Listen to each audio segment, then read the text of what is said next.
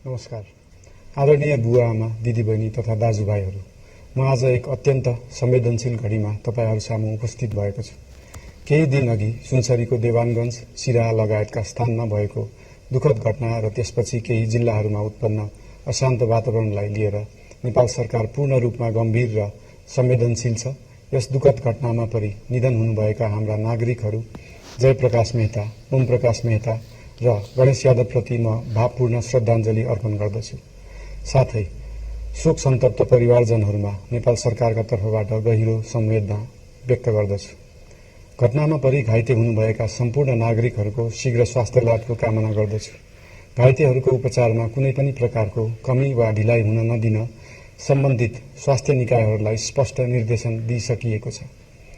घटना भए लगत्तै सबै सुरक्षा निकायहरूले तत्काल घटनास्थलमा पुगेर परिस्थितिलाई सामान्य बनाउने, थप अप्रिय घटना हुन नदिने र शान्ति सुरक्षा कायम गर्ने प्रयास निरन्तर गरिरहेका छन्। घटनाको निष्पक्ष छानबिन गरी दोषीलाई कडा कानूनी कारबाही गर्न गृह मन्त्रालयले छानबिन समिति गठन गरिसकेको छ। म सबैमा विश्वास दिलाउन चाहन्छु कि यो छानबिन पूर्ण रूपमा निष्पक्ष र पारदर्शी हुनेछ। घटनामा संलग्न दोषी जो कोही भए पनि कानूनी दायरामा ल्याउन सरकार प्रतिबद्ध छ। अवस्था थप नबिग्रियोस्, कुनै पनि नागरिकको जनधनको क्षति हुन नपाओस् र स्थानीय स्तरमा विश्वासको वातावरण बनोस् भन्नका लागि नेपाल सरकार निरन्तर क्रियाशील छ। परिस्थिति सामान्यीकरण गर्न केन्द्र स्तरमा सर्वदलीय बैठक आह्वान गरी गहन छलफल गरिएको छ।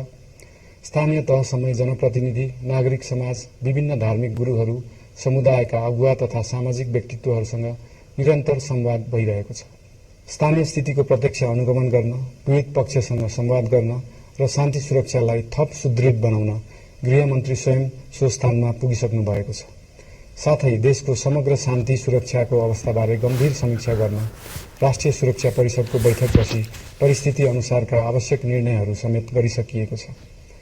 यस्तो संवेदनशील घडीमा सामाजिक सञ्जाल वा अन्य माध्यमबाट असत्य, अपुष्ट सूचना, अफवाह, घृणा फैलाउने सामग्री वा समुदायबीच वैमनस्य बढाउने अभिव्यक्ति प्रचार प्रसार नगराउन अनुरोध गर्दछु। साथै सरकारी निकायहरूबाट जारी भएका आधिकारिक तथ्य र सूचना मात्र विश्वास गर्न विशेष आग्रह गर्दछु।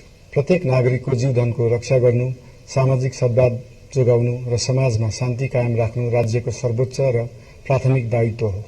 आगामी दिनमा पनि राज्य थप सतर्क र संवेदनशील रहनेछ। प्रत्येक नागरिकको जीवन सुरक्षाका लागि सरकारका सम्पूर्ण संयन्त्रहरू अहोरात्र खटिनेछन्। शान्ति सुरक्षा भङ्ग गर्ने, अराजकता फैलाउने वा हाम्रो सदियौं पुरानो सामाजिक सद्भाव, सहिष्णुता र भाइचारा खलबलाउने कुनै पनि क्रियाकलापप्रति सरकार पूर्ण रूपमा सचेत छ र यस गतिविधिमाथि कडा कदम चालिनेछन्।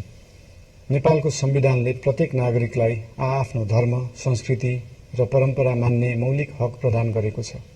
यो संवैधानिक दायित्व निर्वाह गर्न सरकार पूर्ण रूपमा प्रतिबद्ध छ। धर्म समाजलाई आपसमा जोड्ने र प्रेम बाँड्ने शक्ति हो। संसारको कुनै पनि धर्म वा संस्कृतिले हिंसा, घृणा र विभाजन सिकाउँदैन।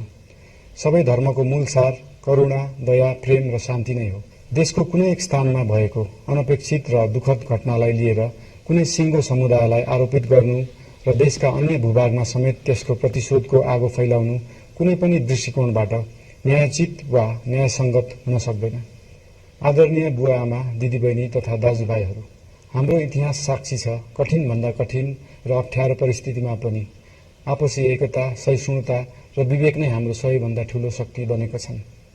हामी सबैले जिम्मेवार नागरिकको भूमिका निर्वाह गर्दै यो सुन्दर र शान्त नेपाली आकाशमा मडारिएको अशान्तिको बादल हटाउनु पर्नेछ।